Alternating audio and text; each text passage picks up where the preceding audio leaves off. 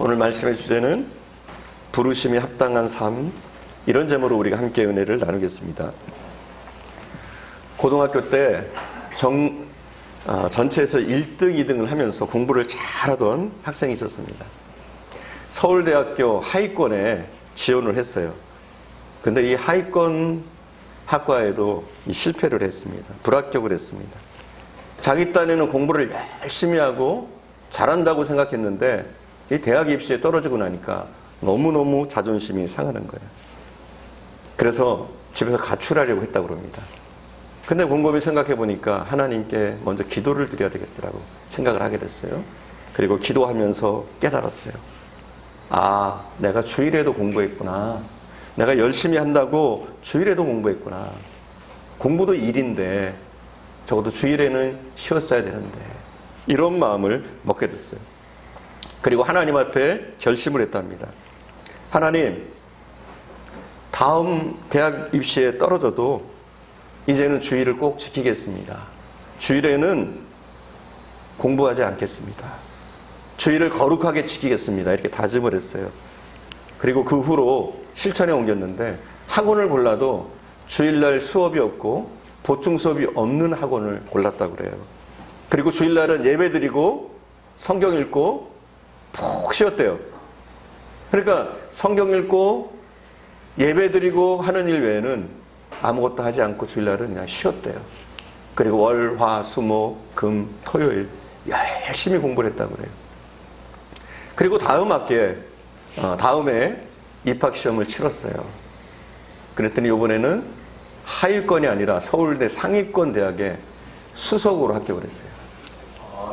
그리고 나서 그 해에 수석에게 장학금이 나오는데 그 장학금도 자기보다 가난한 사람에게 양보를 했다고 해요. 가난한 학생에게 주세요 하고 그 장학금도 양보를 했대요. 하나님이 그 마음을 이쁘게 보셨는지 그의 첫 학기에 시험 성적이 나왔는데 이 학생에게 올 A뿔이 나왔어요. 서울대학에서는 A뿔을 잘 안 준대요, 교수님들이. 잘해야 A, 그냥 A. 이게 최고 점수라고 하는데 이 학생에게는 A뿔, 그것도 하나가 A뿔이 아니라 전과목 A뿔로 역시 그 시험에서도 서울대 전체 1위를 수석을 했다고 해요. 하나님은 그런 분이에요. 하위권 학과에도 떨어졌던 그 학생이 상위권에서도 또 전체에서 수석을 하도록 하시는 분. 이게 하나님이세요. 우리의 심령이 회복되기만 하면, 우리의 믿음이 회복되기만 하면 언제든지 하나님은 우리에게 복을 부으실 준비가 되어 있으신 분이에요. 베드로가 밤새도록 물고기를 잡았지만 자기 힘과 노력과 경험으로는 한 마리도 잡지 못합니다. 그때 주님이 와서 말씀하십니다. 깊은 데로 와서 내 그물을 던져라. 그랬더니 한 번 던졌는데 가득 차도록, 그물에 가득 차도록, 그물이 찢어지도록 하나님이 채워주십니다. 여러분, 하나님은 회복시켜 주시는 분인 줄 믿습니다. 혹시 의욕을 잃은 분이 있습니까? 희망을 잃은 분이 있습니까? 실패했다고 낙심하는 분이 있습니까? 가정적으로, 경제적으로 고통당하는 분들이 있습니까? 언제든지 하나님 앞으로 나오십시오. 그러면 어떤 상황 가운데서도 하나님은 회복시키시고 우리를 새롭게 하실 수 있는 줄 믿습니다. 하나님은 우리에게 또 기회를 주십니다. 또 기회를 주시고 또 기회를 주시고 또 기회를 주시고 또 기회를 주시는 분인 줄 믿습니다. 아멘 할 때까지 하려고 했는데 하나님은 계속 기회를 우리에게 주시는 분인 줄 믿습니다.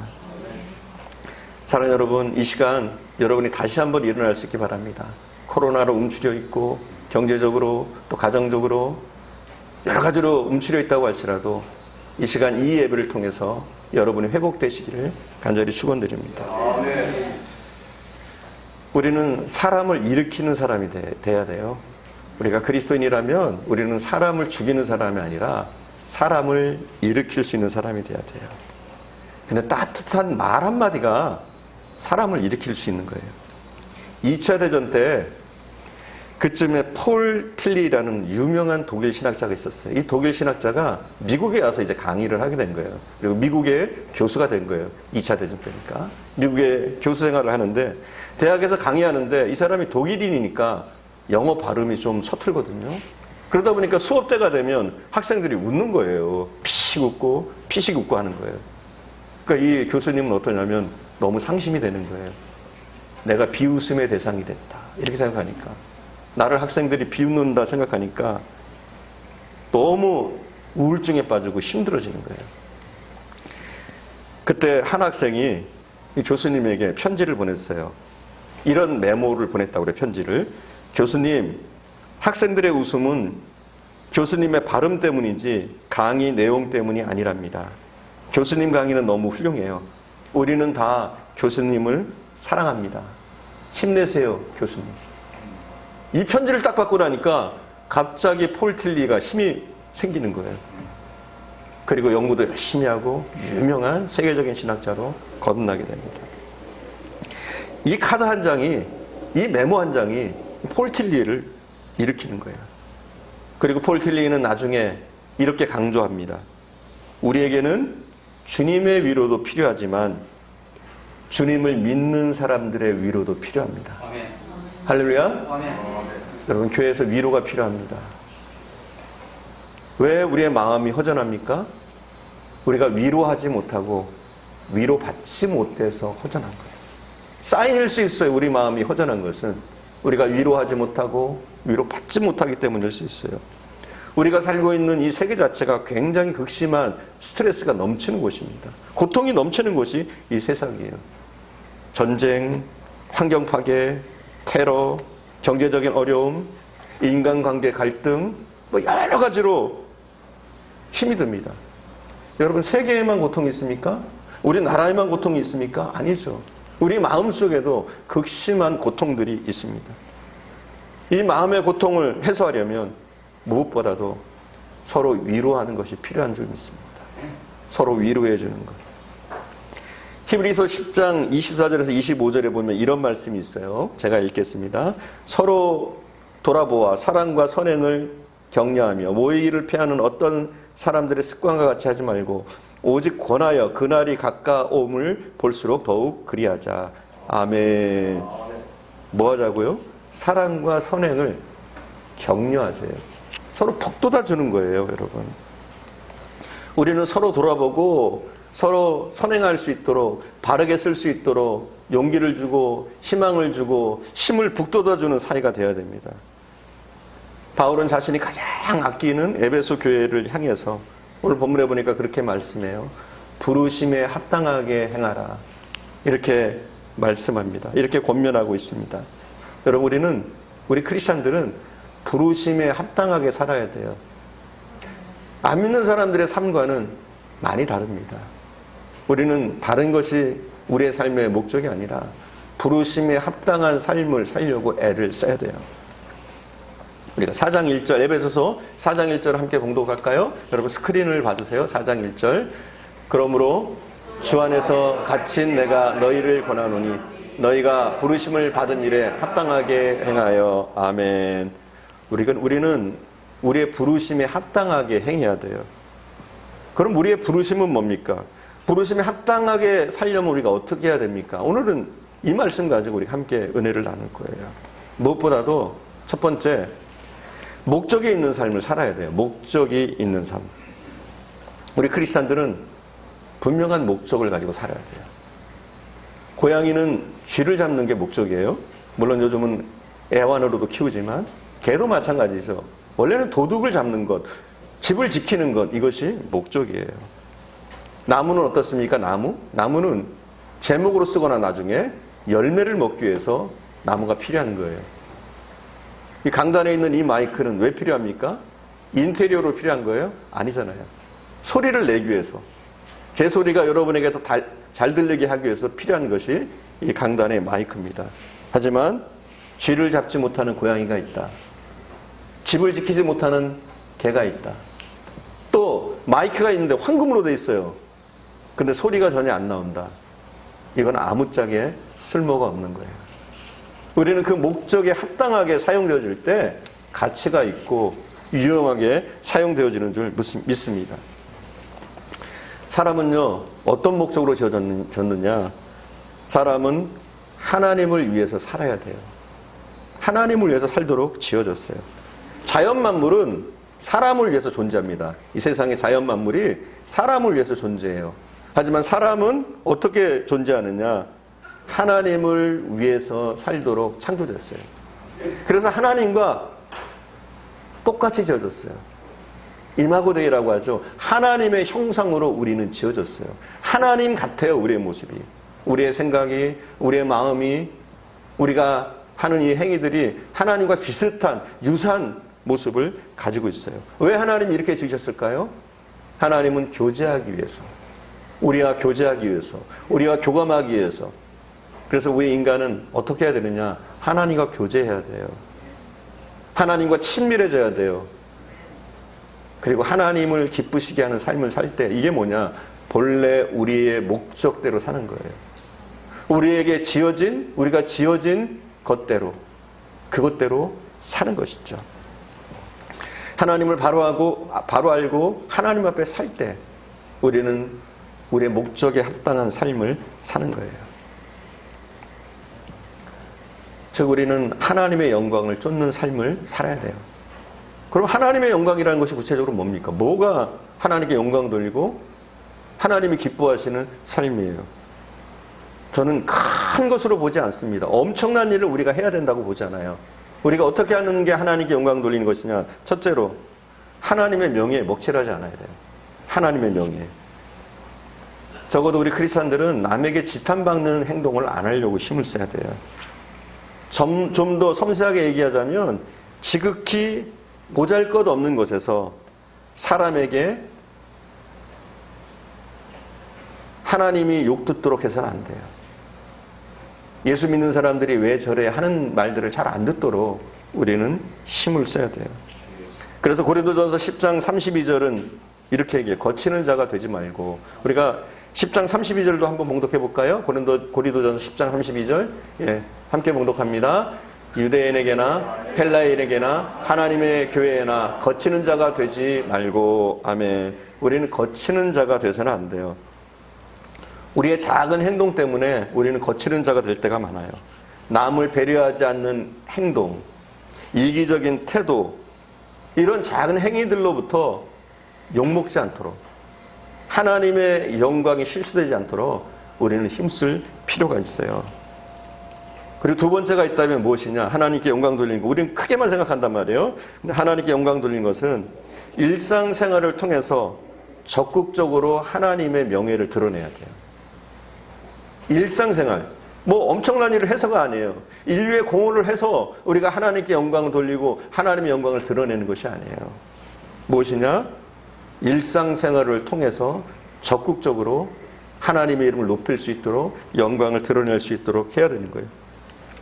우리는 하나님의 영광하면 굉장히 거창한 것만 생각합니다.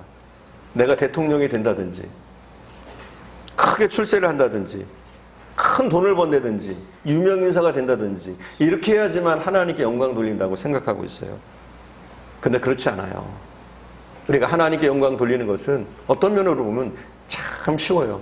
우리의 일상의 삶, 우리가 하고 있는 평상시의 삶을 통해서 얼마든지 하나님께 영광을 돌릴 수 있어요.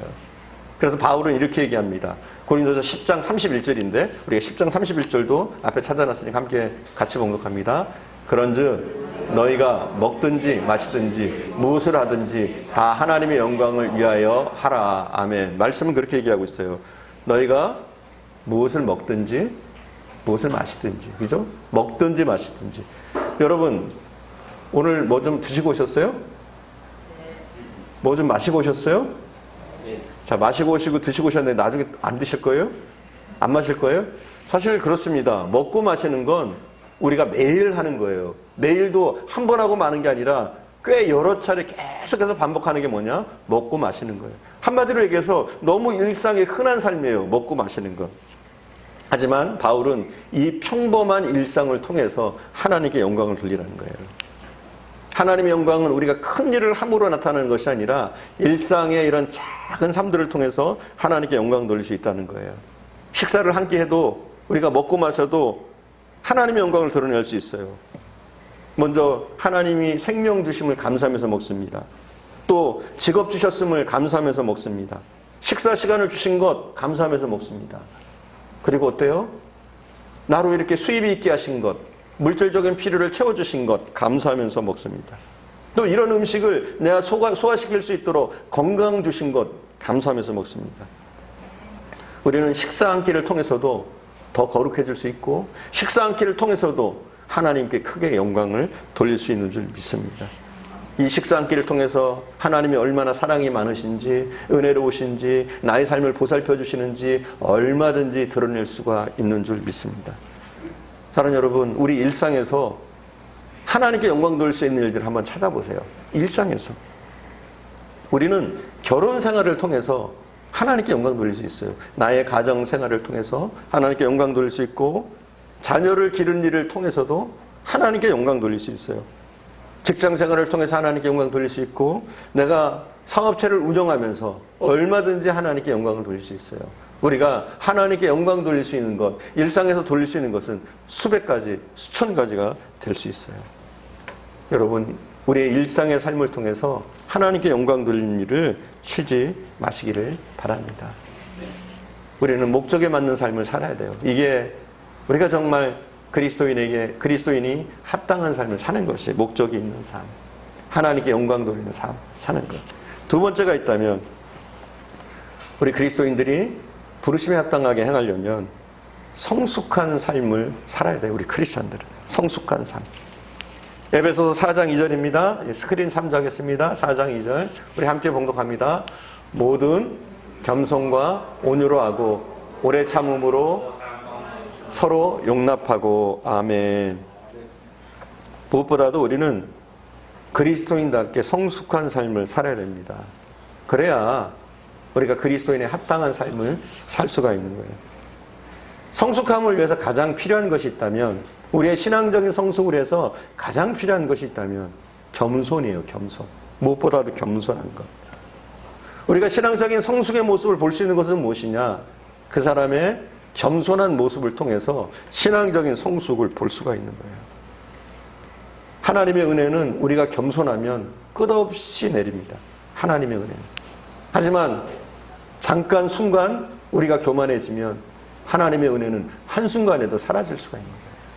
그래서 여러분, 하나님 앞에서 늘 겸손해야 돼요. 할 수만 있다면 사람들 앞에서도 겸손하게 살려고 우리는 애를 써야 돼요. 우리는 교만한 태도를 갖추면 안 돼요.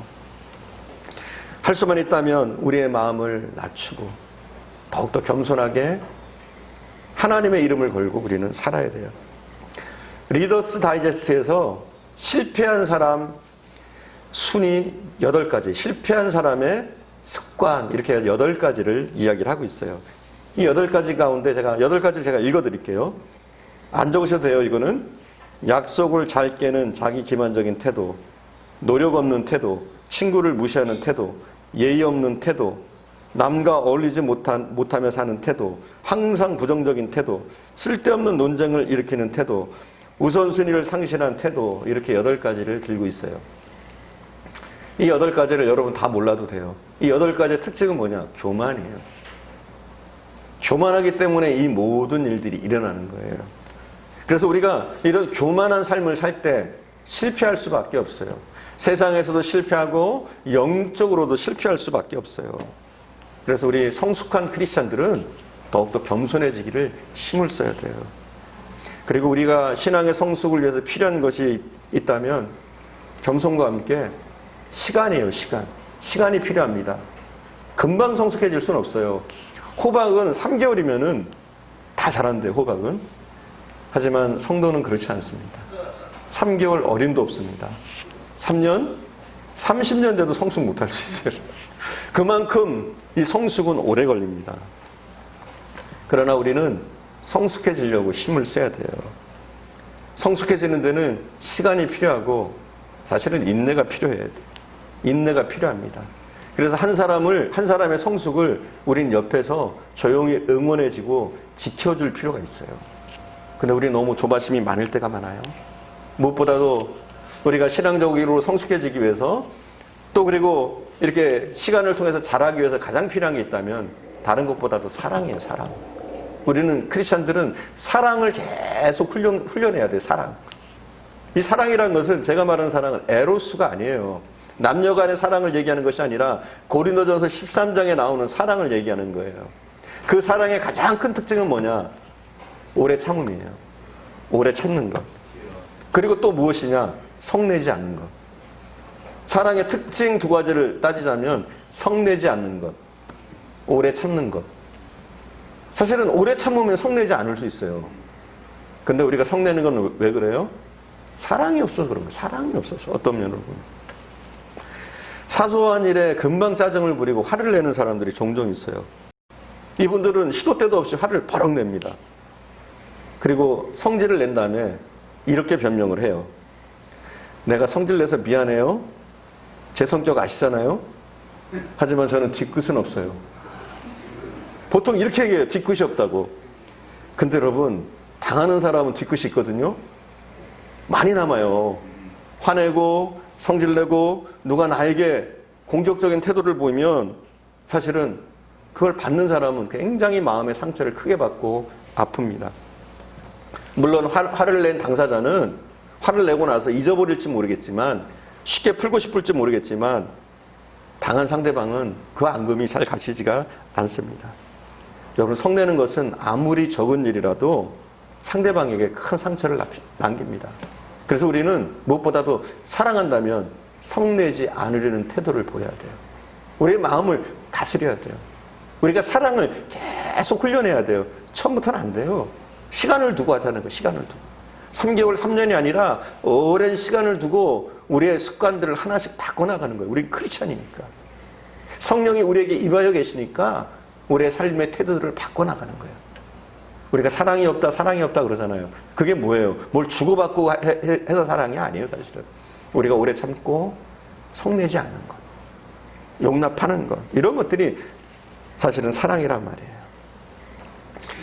예수 믿는 사람이라면, 은혜를 받은 사람이라면, 주님의 위로를 받았다면 우리도 다른 사람을 위로하는 사람이 돼야 돼요.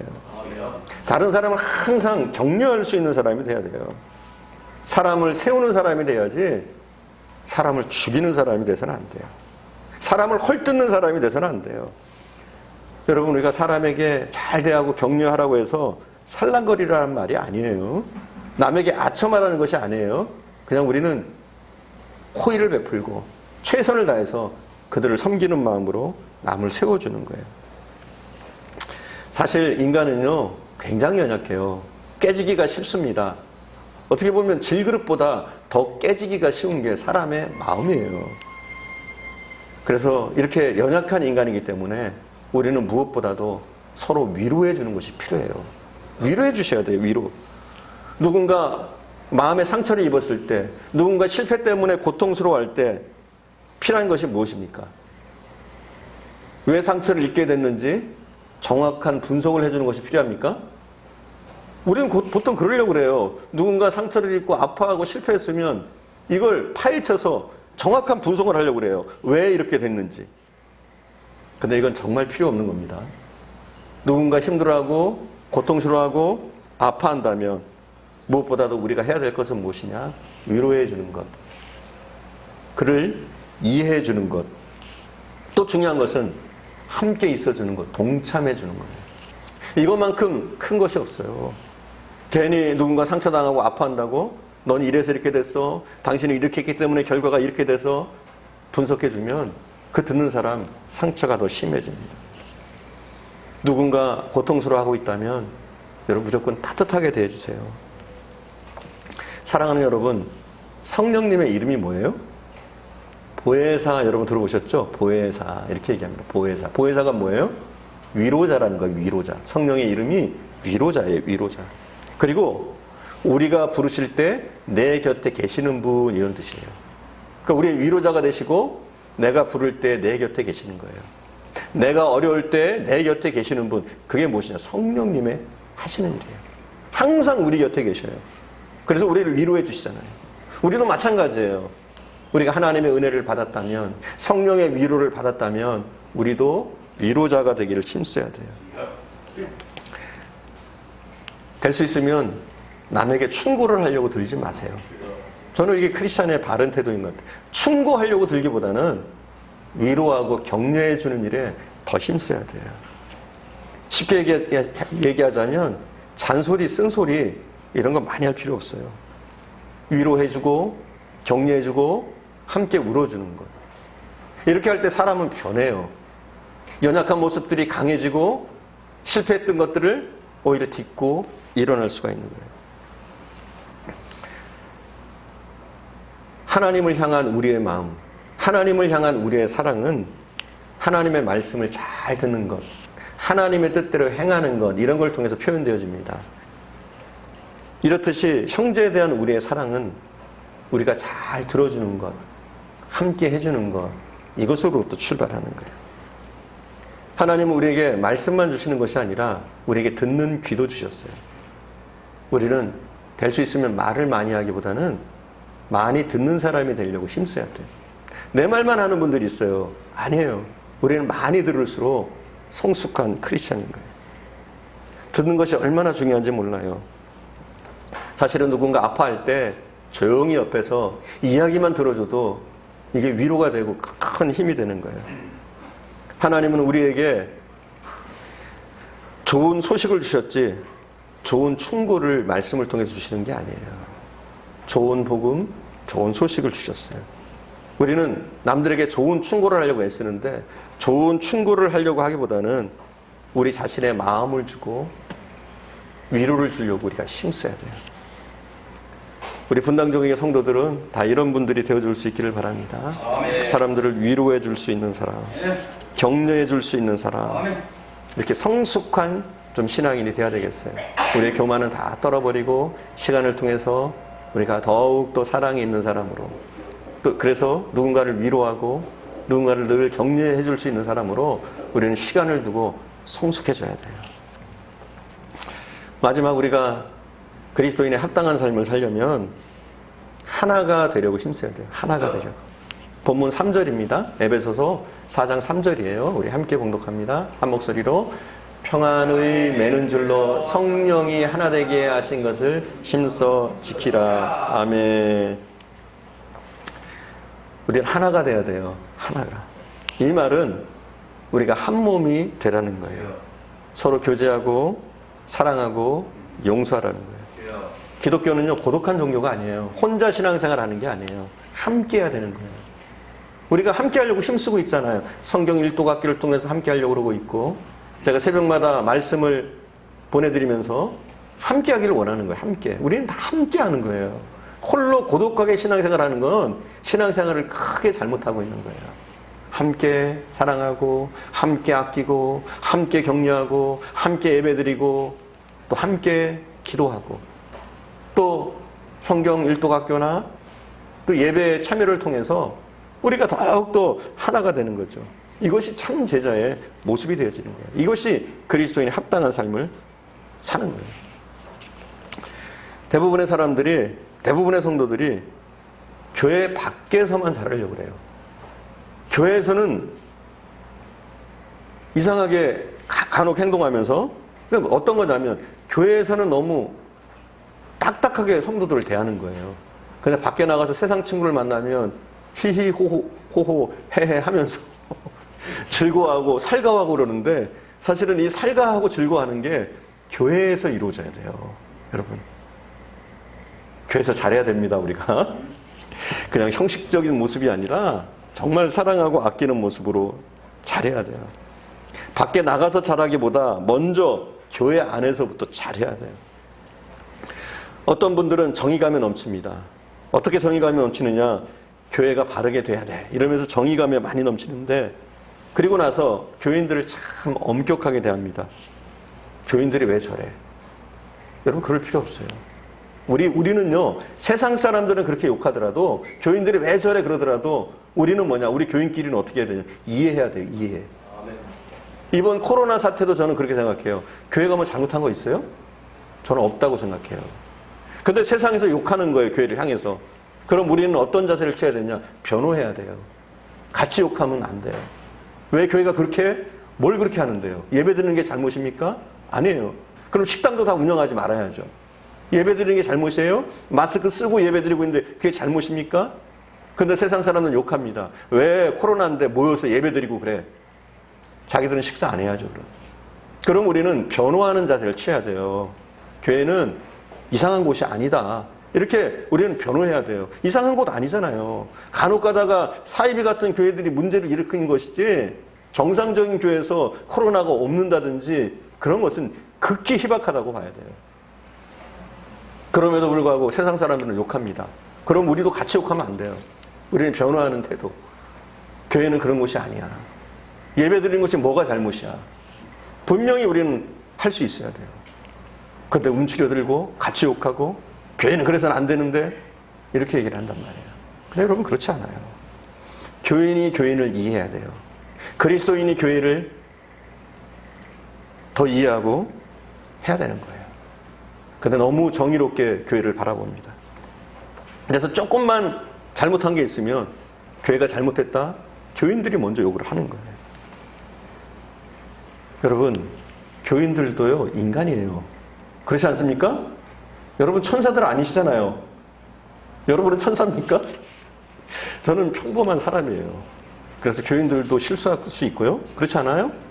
교인들도 실수할 수 있고 좀 연약한 부분이 있을 수 있습니다. 그럼 누가 이해해 줘야 돼요? 우리 성도들이 먼저 이해해 줘야 돼요. 세상 사람들은 모르니까 욕할 수 있어요. 왜 예수를 그렇게 믿어? 막 욕할 수 있지만 우리 성도까지 그러면 안 돼요. 우리 성도는 어때요? 실수할 수도 있지, 연약해질 수도 있지, 이렇게 받아들이면서 우리가 그것을 위해서 기도하는 것이 필요한 거예요. 여러분, 저도 부족한 것이 많은 사람입니다. 자세히 살펴보면 참 부끄러워요. 그러니까 여러분 이해해 주셔야 돼요.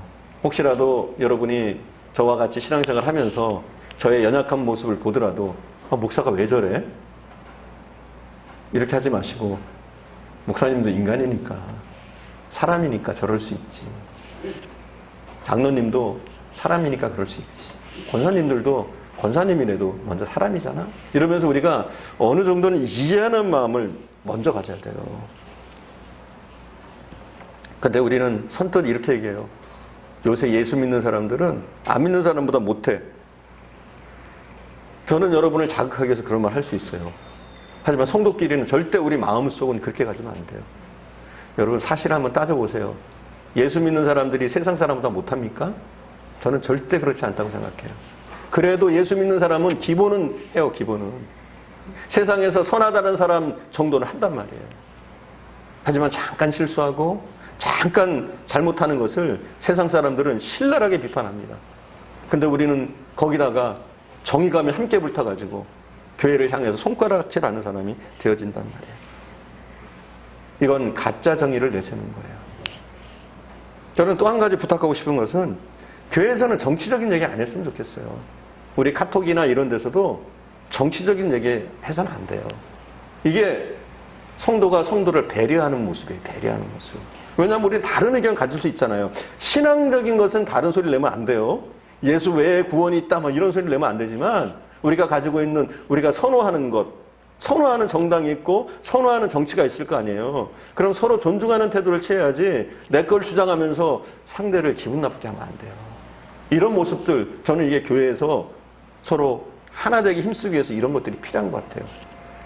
작은 일들로 분쟁이 일어나거든요. 정치적인 것으로 분쟁이 일어날 수 있고 말 한마디로 분쟁이 일어날 수 있고 얼마든지 이럴 수 있단 말이에요. 그래서 교회는 절대로 신앙적인 것 우선이 돼야지 정치적인 것으로 서로 따지고 논하고 하는 곳은 아니라고 저는 봐요. 간혹 보면 밖에서는 사랑이 많고 이해심이 많고 참 좋은 사람이에요. 밖에 나가면 좋은 사람이라고 그러는데 집에만 들어오면 폭군인 분들이 있어요. 아내에게 함부로 하고 자녀들에게 함부로 하고 막 이런 분들이 있어요. 이건 무엇이냐? 그가 밖에서 했던 모든 행동들이 거짓이라는 거예요. 잘 알아야 돼요. 우리도 마찬가지예요. 우리도. 밖에서는 그렇게 선하게 나름대로 착한 사람으로 행동하지만 교회에 나와서 신랄한 비판자가 된다면 그가 한 모든 정의가 거짓이라는 거예요. 그래서 성도는 성도끼리 똘똘 하나가 되고 서로 이해해주는 사람이 돼야 돼요. 우리가 성도의 마음을 잘 알잖아요. 우리도 연약한 사람이었고 실패해봤고 방황해봤고 그렇기 때문에 너무나 우리가 잘 아니까 서로 이해하고 정리하는 쪽으로 우리는 계속 가야 되는 거예요. 여러분 교회를 한 번 더 이해해 주시고 교인을 한 번 더 이해해 주세요. 고가한 눈으로 보지 마시고 항상 자애로운 눈으로 교회와 또 성도들을 봐주세요. 왜냐하면 우리 자신이 너무나 교회를 잘 알고 있고 사랑하고 있고 또 성도끼리 내가 신앙생활을 했으니까 누구보다도 잘 알고 있잖아요. 연약해지면 얼마까지 연약해질 수 있는지 우리는 잘 알고 있잖아요. 우리 하나님께서는 교회를 사랑하십니다. 우리 예수님은 무엇보다도 교회를 사랑하십니다. 그래서 요한계시록에 보면 예수님은 교회를 뭘로 표현하고 있느냐? 그리스도의 신부다 표현하고 있어요. 요한계시록뿐만이 아니죠. 계속 성경에는 교회를 그리스도의 신부에 비견합니다. 왜 교회를 신부라고 했을까요? 그렇게 할 수도 있잖아요. 교회를 내 아들이다, 내 딸이다 이럴 수 있잖아요. 친구라고 할 수도 있고 그렇잖아요. 근데 왜 신부라고 했을까요? 신부 하면 떠오르잖아요. 얼마나 아끼는지, 사랑하는지, 친밀한지, 또 얼마나 헌신적인지. 이런 모든 것의 표현이에요. 그만큼 교회는 우리 주님이, 우리 하나님이 소중하게 여기는 곳이에요. 그래서 우리가 교회를 함부로 다루고 우리 성도끼리라도 교회를 업신여기서는 안 되는 거예요. 교회는 하나님의 마음을 담은 가장 위대한 꿈의 산물입니다. 하나님은 이 교회를 영원히 지속시킬 거예요. 어느 누구도 교회를 핍박한다고 할지라도 교회를 무너뜨릴 수 없습니다. 우리도 우리가 속한 이 교회 공동체를 아름답게 세우는 그 일에, 아름답게 보존하는 그 일에 책임이 있어요. 교회 보면 굉장히 사소한 일로 싸우는 경우들이 있어요. 굉장히 사소한 일. 본당의 페인트 색깔을 뭘로 할까? 이것 때문에 서로 싸우는 교회들이 있어요. 이게 실제로 있었던 일인데 어느 교회에서 피아노를 새로 드리게 됐어요. 피아노를. 시골에 있는 어느 교회인데 피아노를 새로 드리게 됐는데 이제 피아노를 어디다 놓을 것인지, 강단 오른쪽에 놓을 것인지, 강단 왼쪽에 놓을 것인지, 이것 때문에 교인들이 싸움이 벌어진 거예요. 한 판은 오른쪽에 놓아야 된다. 그리고 한 판은 왼쪽에 놔야 된다. 이것 때문에 극심한 싸움이 벌어져가지고 교회가 두 개로 갈라졌어요. 조그만 마을에서. 두 개로 갈라졌는데 어떤 두 개가 갈라졌느냐. 한 교회는 강단 오른쪽에 피아노를 놓은 교회. 다른 교회는 강단 왼쪽에 피아노를 놓은 교회. 이렇게 갈라졌다고 그래요. 여러분, 교회에서 얼마든지 이런 일이 일어날 수 있어요. 정말 진리가 아닌데 사소한 일 때문에, 사소한 의견 차이 때문에, 사소한 시각 차이 때문에 얼마든지 교회가 사이가 벌어질 수 있고 성도끼리 서로가 사이가 벌어질 수가 있어요. 그래서 우리는 절대적으로 교회가 하나 되는 일에 힘쓰고, 우리는 할 수만 있다면, 우리 크리스찬들은 분명히 우리가 잘 알잖아요. 성도가 성도의 마음을 알고 교회 사정을 알고, 그러니까 우리가 아끼고 사랑하고 보듬으면서 더욱더 하나 된 모습으로 나가야 될 줄 믿습니다. 이것이 성도의 합당한 삶, 그리스도인의 합당한 삶인 줄 믿습니다. 우리는 부르심에 합당하게 살아야 돼요. 그러기 위해서 목적이 있는 삶을 살아야 돼요. 하나님의 영광을 구하는 삶. 또 둘째, 성숙한 삶을 살아야 돼요. 성숙을 위해서는 우리는 더욱더 겸손해질 필요가 있고요. 또 성숙하기 위해서 우리는 시간을 두고 사랑을 훈련할 필요가 있는 거예요. 그래서 성숙한 성도가 되기 위해서 점점점 자라날 수 있기 바랍니다. 그리고 성도가 하나 되는 것, 특별히 성도들이 서로 사랑하는 것, 교회를 사랑하고 아끼고 이해하는 것, 이런 모습들이 되어질 때 우리가 성도의 합당한 삶을 사는 것이고, 바로 그런 여러분을 통해서 하나님의 교회가, 하나님의 나라가 이 땅에 크게 확장되어질 줄 믿습니다. 기도하겠습니다.